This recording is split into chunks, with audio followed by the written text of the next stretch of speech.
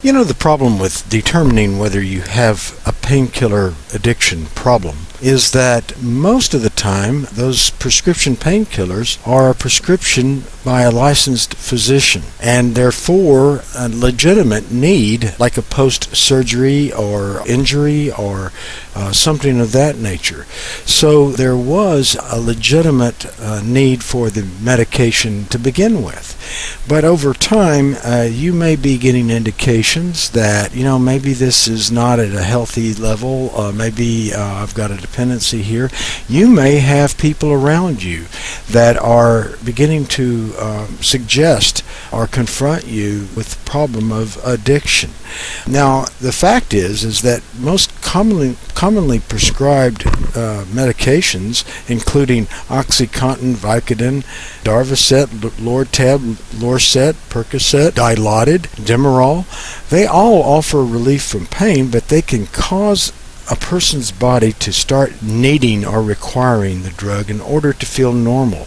And the result is a terribly challenging situation called chemical dependency. And so today I want us to look at some warning signs of that chemical dependency to know when a legitimate need has turned into an addictive need for the drug. First of all, I'd like to look at the increased usage. That's the characteristic of an increased tolerance for the medication.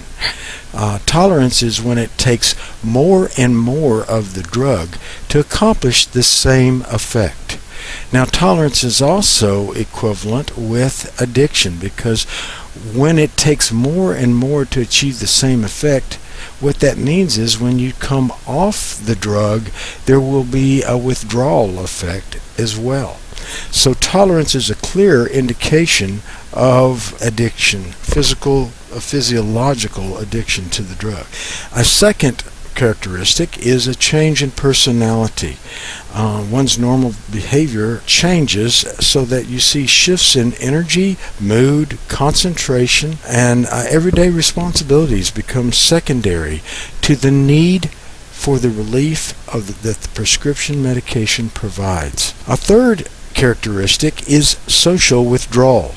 A person experiencing a dependency problem often withdraws from many family, friends, and other social interaction. What they withdraw to, maybe to themselves, but also they tend to associate with people who have a common purpose, a common priority as they do, and that is acquiring that drug. And the reasons for that is word gets around that you can go to this doctor, or you can go to that website, or you can go to this source on the street. And so they develop these new relationships, and those relationships become smaller and smaller as their use becomes greater and greater. So social withdrawal is the third characteristic. The fourth characteristic is ongoing use. And what do we mean by that? Well, let's say you have a surgery or an injury, and the doctor prescribes you a pain medication. At the end of that prescription, you want to go back and ask that doctor for more. And a lot of times these days they won't write that prescription. They'll refer you to a pain management specialist. But if they do write that prescription, it's hesitantly, and you go back for yet another prescription. And then when they don't give you the prescription, you go shopping for a different doctor. And when your tolerance grows, you shop for more doctors and looking for online. And so this ongoing use after the normal prescribed period is considered a sign of addiction. That leads us to the fifth characteristic, and that's the time spent on obtaining prescriptions. Now, that time spent is also efforts spent. What this means is that a priority has been put on securing a supply for the medication, securing a supply of this drug. And the reason for that is because that addiction craves it. That addiction demands that you have it. And so you're constantly thinking ahead and making sure that, you may not be making sure that you're your kids have the food that they need or the clothes that they need to wear or whatever, but you're darn sure that you're going to have plenty of that drug on hand, and you go to almost any lengths to get that drug, and that is an indication of an inordinate value or priority placed on that drug. Another characteristic is a change in your daily habits or appearance. Personal hygiene may diminish as a result of a drug addiction. Sleeping and eating habits could change, and a person may even have a constant cough or a runny nose and red or glazed eyes from the overuse of and abuse of painkiller medications. The seventh characteristic is that person may neglect responsibilities. A dependent person may call in sick more often. They may arrive late because they're having a hard time getting started in the morning. They could neglect household chores, bills, and the reason it has to do with a pattern that they've fallen into. They're spending so much time and effort focusing on getting that drug, that medication, and when they get it, they immediately seek that euphoric state, that numb state, that state of intoxication, and so it's either one's life is spent in either search of the medication or numbed out and intoxicated, and one's responsibilities are neglected. Another characteristic is increased sensitivity to normal sights, sounds, and emotions that become overly stimulating to a person and can create an irritability, causes them to lash out perhaps at people.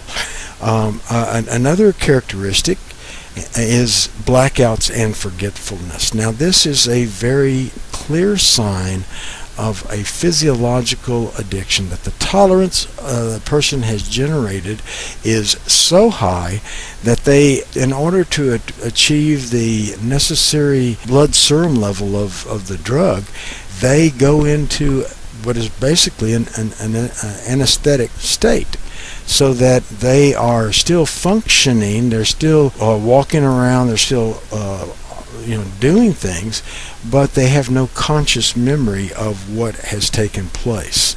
And these blackouts indicate a serious dependency has already developed. The last characteristic that I want to talk about is kind of an insidious one. It can be baffling to the friends and family members around the person, and that's defensiveness. One's denial system kicking in to protect the addiction. And whether they realize it or not, whether they're hiding it consciously, hiding their addiction consciously, or they are, or it's subconscious, but at any rate, the drug has become so important to them that they immediately, knowingly or unknowingly, defend it and get reactive, emotionally reactive when anyone attempts to suggest that there might be an addiction. You don't understand, you don't know what it's like to have this kind of pain, etc. This defensiveness is always accompanies addiction to prescription painkiller medications. Prescriptions to pain medication can be safe when taken according to a doctor's instructions and carefully monitored. But it's important to realize that these drugs can be very dangerous. In Oklahoma, the CDC, the Center for Disease Control, announced that we have more deaths due to prescription painkillers than any other state on a per capita basis in the United States. If you're beginning to see, looking at these warning signs, that you may have a prescription painkiller addiction, I'd invite you to either call the number that is listed after this video or go to our website and find out more information. There is help out there. Medication-assisted treatment, that's a SAMHSA evidence-based best practice identified by our federal government to be a best practice for treating opioid addiction, can often avoid inpatient detox, go straight into outpatient medication-assisted treatment, and avoid the high cost of inpatient treatment, avoid being away from your job, your family, and disrupting your household. We have that ability, and there is hope for you. Please give us a call or come by our website.